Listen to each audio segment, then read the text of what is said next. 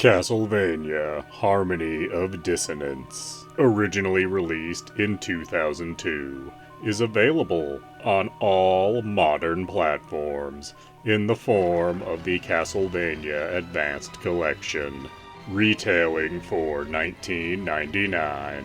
And the game can be found on the Wii U Virtual Console all by itself for $7.99 for the 4 people in the world that still own a Wii U.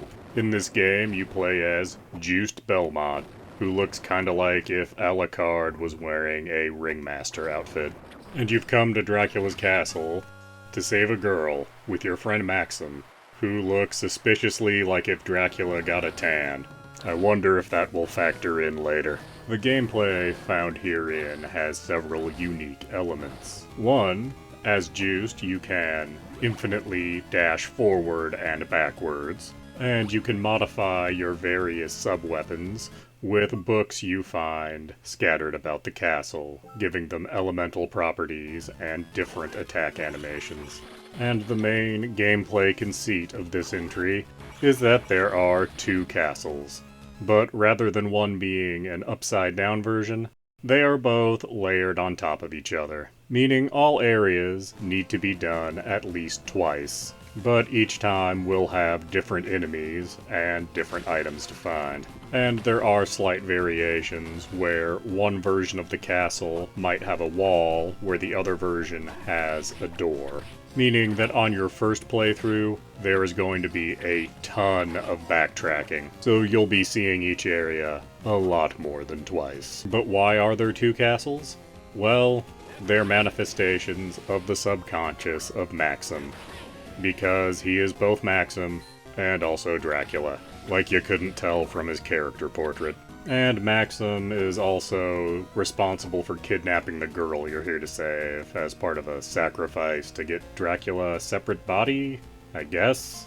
This actually leads to one of the other interesting parts about this game. That being, the fight with Dracula at the end is wholly optional, depending which ending you're trying for.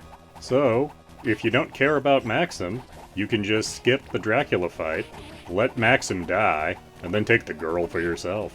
But either way, you'll unlock a mode where you can then play as Maxim. He has a sword instead of a whip, and has inputs like a fighting game to do moves. Beating the game also unlocks a boss rush mode. Graphically, this game borrows sprites from Rondo of Blood and Symphony of the Night, rather than using unique sprites the way Circle of the Moon did. It also ups the brightness a ton over Circle of the Moon, meaning this game is somewhat more playable on an original Game Boy Advance if you're so inclined. Overall, I would say this game is slightly weaker than Circle of the Moon, its immediate predecessor. But that is not to say that it is a bad experience in any way. It is simply the middle child, literally and figuratively, of the GBA Castlevanias, being not quite as good as its older brother, and not nearly as original as its younger brother. Having said that, it is still very much worth your time to play, and the $20 they want for the Castlevania Advanced Collection, this game would be worth the $20 all by itself. So I definitely recommend checking this out on a modern platform. And if you still have a Wii U, this game is a steal at $8. So in short, I absolutely recommend Castlevania Harmony of Dissonance. Please do like, comment, subscribe, and tell your friends.